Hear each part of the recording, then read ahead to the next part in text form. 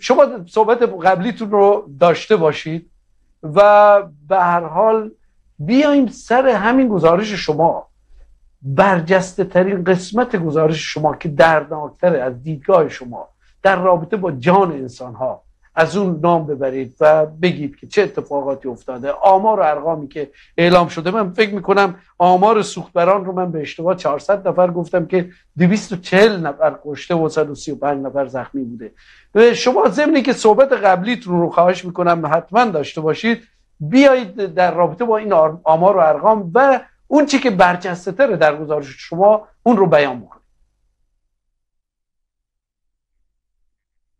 ببینید همه بخش هایی که در واقع جمع آوری شده، از سوختبران، اعدام، بازداشت هایی که اتفاق افتاده، شهروندان بلوچی که با تیراندازی نیروهای نظامی و انفجار مینهای کار گذاشته شده توسط سپاه در مرزهای بلوچستان کشته و زخمی شدن، در واقع تیراندازی افراد و سارقان مسلح، تخریب منازل مسکونی و همه اینا در واقع فاجعه بار هست. یعنی نسبت به سالهای قبل افزایش 40 تا 50% و حتی بیشتر هم داشته که این به نوع خودش در واقع یک جنایت و یک نقض آشکار حقوق بشر هست که هر کدامش یعنی 40-50% افزایش نسبت به سالهای قبل داشته. حالا ما هر کدوم رو اگر نگاه کنیم در واقع یکی آمار در واقع فاجعه بارتری داره. حالا در رابطه با سوختبرانی که در توسط نیروهای نظامی یا تصادفات جاده‌ای کشته و زخمی شدن، در سال 2024 میلادی مجموعاً 228 گزارش به دست در واقع کمپین فعالین بلوچ رسیده که دست کم 375 سوختبر با تیراندازی نیروهای نظامی و یا تصادفات جاده‌ای کشته و زخمی شدند. در واقع اگر جنگی هم اتفاق بیفته این همه کشته و این همه تلفات جانی داده نمیشه. اما در سیستان و بلوچستان در موارد مختلف، همونطور که من اول در واقع صحبت هم عرض کردم، 1027 شهروند بلوچ با عناوین مختلف در 5 بخش، در واقع گزارشی که ما تنظیم کردیم شامل 176 صفحه است که در شامل 176 صفحه است و 25 بخش که تنها در 5 بخش اون 1027 شهروند بلوچ توسط در واقع در بخش‌های مختلف در 5 بخش کشته و زخمی شدند. همونطور که من عرض کردم در رابطه با آمار سوختبران در سال 2024 میلادی دست کم 240 سوختبر کشته شدند و زخمی ها هم 135 نفر بودند که نسبت به سال 2023 یعنی یک سال قبلترش شمار سوختبران کشته و زخمی شده افزایش 54 و 67% داشته. یعنی 54% افزایش داشته نسبت به سال قبل. در رابطه با اعدام هایی که در واقع صورت گرفته، 101 زندانی بلوچ از شهروندان مناطق بلوچ نشین شامل مثلا خب از شمال ایران بگیر تا سیستان و بلوچستان، جنوب کرمان، شرق هرمزگان، در واقع شامل همه این موارد میشه که 101 زندانی بلوچ در زندانهای ایران اعدام شدند که 73 زندانی تحت جرایم مرتبط با مواد مخدر و 28 زندانی دیگر بابت اتهام قتل بودند که در بین این زندانیان یک زندانی زن و یک کودک مجرم هم در واقع وجود داره. حالا بر اساس اون چیزی که ما در واقع گزارش هایی که به دست ما رسیده و مستند شده به همراه مشخصات و جزئیات اون، 73 زندانی که تحت جرایم مرتبط با مواد مخدر در واقع اعدام شدن، بر چه اساسی مثلا خب اقدام به بارکشی یا جابجایی مواد مخدر می‌کردن؟ چون در سیستان و بلوچستان هیچ گونه در واقع شغل و اشتغال زایی صورت نگرفته و شهروندان و جوانان بلوچ مجبور به در واقع برای اینکه نانآور خانواده خود هستند و برای اینکه لقمه نانی برای خانواده همسر و فرزندان خودشون در واقع فراهم بکنن، مجبور به در واقع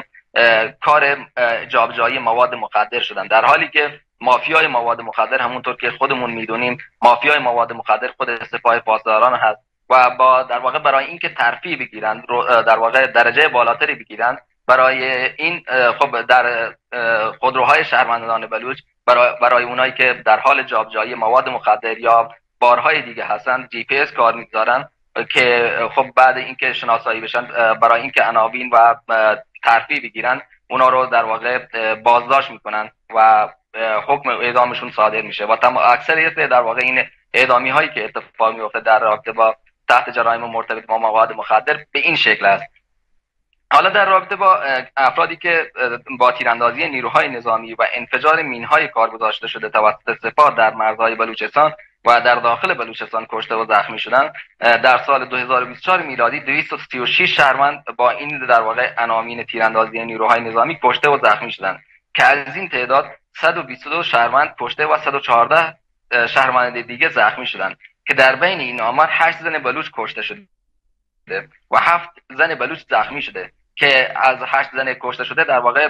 2-3 نفر از شهروندان زن بر اثر انفجارهای مین در مرزهای بلوچستان که در واقع در نقطه صفر مرزی سکونت داشتن و برای چرای دام و خب به خاطر در واقع تردد و صله رحمی در واقع در مرزهای بلوچستان حضور داشتن بر اثر انفجار مینهای سپاه که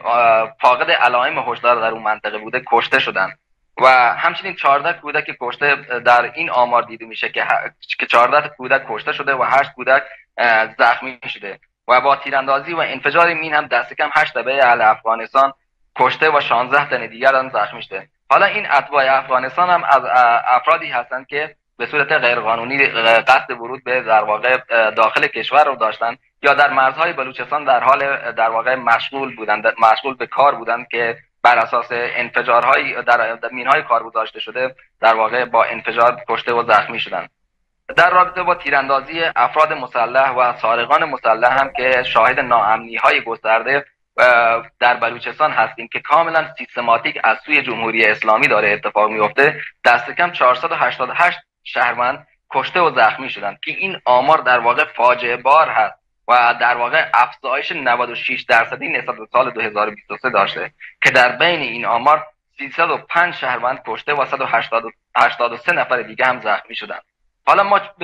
چرا میگیم که در واقع ناامنی هایی که در بلوچستان در حال اتفاق افتادن هست به صورت سیستماتیکه؟ به این دلیل هست که در واقع شهروندان بلوچ، مردم بلوچ از در واقع چیزهایی که در واقع برای اون اعتراضاتی که در جمعه خونین زاهدان اتفاق افتاد و اعتراضاتی که به در واقع گرانی و در واقع با عدم اشتغالی که وجود نداره، بستن مرزهایی که اتفاق افتاده، در واقع جمهوری اسلامی به صورت سیستماتیک این ناامنی رو با این موارد ایجاد کرده. مرزهای بلوچستان بسته شده، مردم بلوچ از در واقع شغل و از معیشت و از نظر اقتصادی دچار رکود و سردرگمی شدن و برای اینکه در واقع لقمه نانی برای خانواده خودشون در بیارن هیچ راهی ندارن و این باعث شده و که شهروندان ناامنی در بلوچستان در واقع شدت بگیره